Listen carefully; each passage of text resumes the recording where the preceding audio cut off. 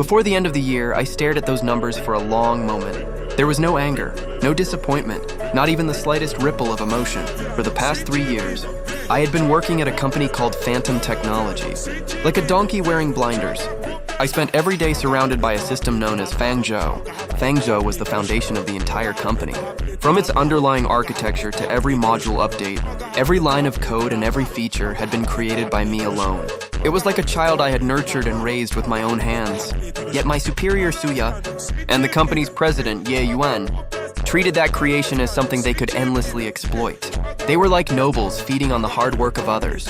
I opened the company's OA system. The resignation application button flickered on the screen, casting a pale glow across my exhausted face. Without hesitation, I clicked submit. In the reason column, I typed only 4 simple words: personal reasons. After that, I shut down the computer that had accompanied me for 3 long years. I picked up my worn-out backpack, so old that its original color could barely be recognized anymore. When I stood up, the entire technical department was empty. Only a single desk lamp remained lit above my workstation. It was 3 o'clock in the morning once again. For more than 1,000 days, my life had been exactly the same. Like a ghost, I walked out of the office building alone. The cold wind struck my face, sending a chill through my body. Only then did I realize how harsh the winter had become. The next morning at exactly 9 o'clock, I arrived at the company as usual. I walked straight towards Suya's office.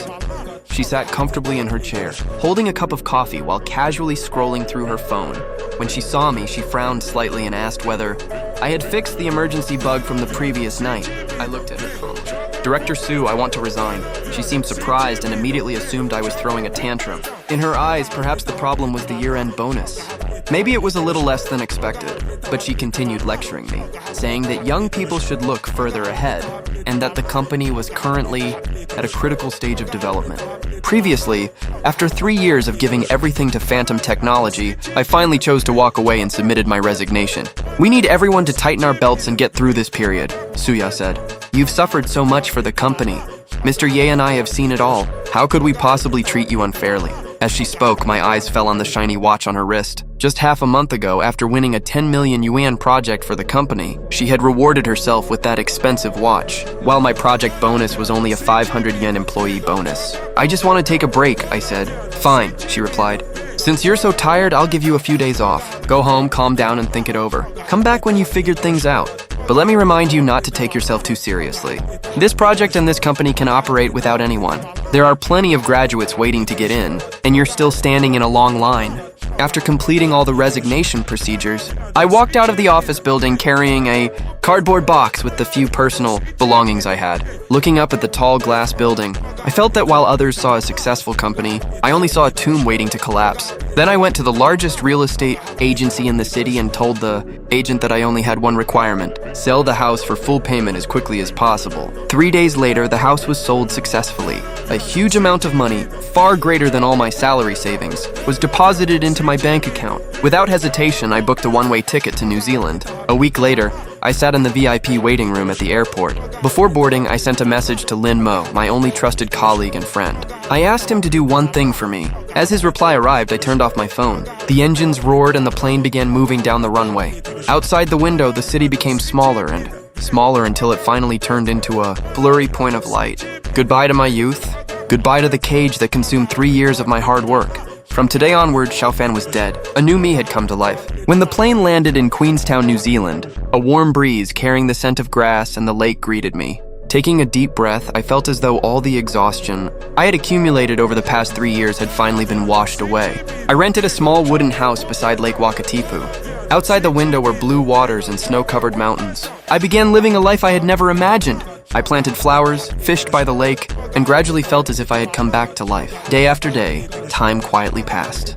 After leaving Phantom Technology and starting a new life in New Zealand, I thought everything had finally ended. But on the 5th day, the consequences of my departure finally began to appear. On the 5th day, I received a WeChat message from Lin Mo. His voice sounded cautious and anxious as he asked me why there was only one page in the document. Yesterday, there was a terminal in the CM system that he couldn't connect to. I told him to follow the document. Lin Mo immediately fell silent. I could already imagine him staring at his phone and honestly, it felt really good.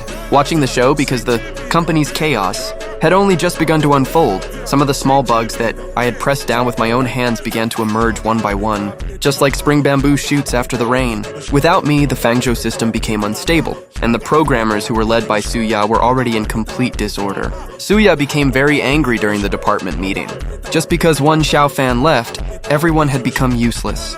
So many people were standing there, yet they couldn't even handle a small bug. She angrily questioned what the use of keeping all of them was. In desperation, she tried to package my code and handed it over to a foreign company so they could deal with the problem.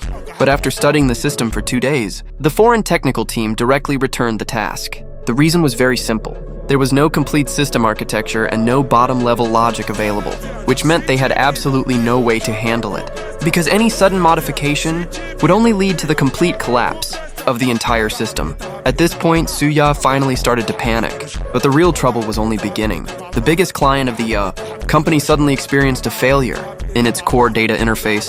Since the entire system stopped functioning, the other company's business operations were suspended for a long time, causing huge economic losses. At that moment, the client's CTO became furious and directly called President Ye Yuan. He clearly stated that they would immediately launch legal procedures for compensation over the breach and would terminate all future cooperation. Was the biggest source of profit for the company this entire year. After leaving Phantom Technology, the system I had built for 3 years slowly began collapsing, and the chaos inside the company was only getting worse. Suya was completely panicked. She immediately knocked on the door of the president's office. This was also the first time she tried calling me after I left. I looked at Suya's name flashing on the screen. Without hesitation, I hung up and blocked the number. A second later, another strange number started ringing. I hung up again and blocked it as well. I repeated this same action more than a dozen times. Finally, the phone became completely silent. Inside the company, Suya immediately reported the situation to President Ye. She insisted that it must have been me. She claimed I had deliberately left a trap inside the system before resigning.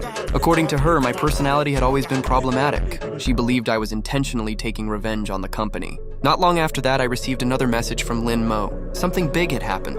Suya had just been severely scolded by President Ye and came out of the office crying. I heard that President Ye had completely lost his temper inside the office. In anger, he said he would immediately go to the talent market and find another system architect. And this time he was willing to offer 3 times my current salary. 3 times the salary. Even now, Ye Wen was still as arrogant as ever. He still believed that every problem in this world could be solved with money. He believed everyone could be replaced at any time, but he was wrong. Because there are some things in this world that money can never buy. For example, Fangzhou, a system that had accumulated 3 full years of my hard work. A creation that belonged only to me. I quietly looked at the clear lake outside the window and smiled gently. A storm was coming, and from thousands of miles away, I would quietly admire this great firework that was burning just for me.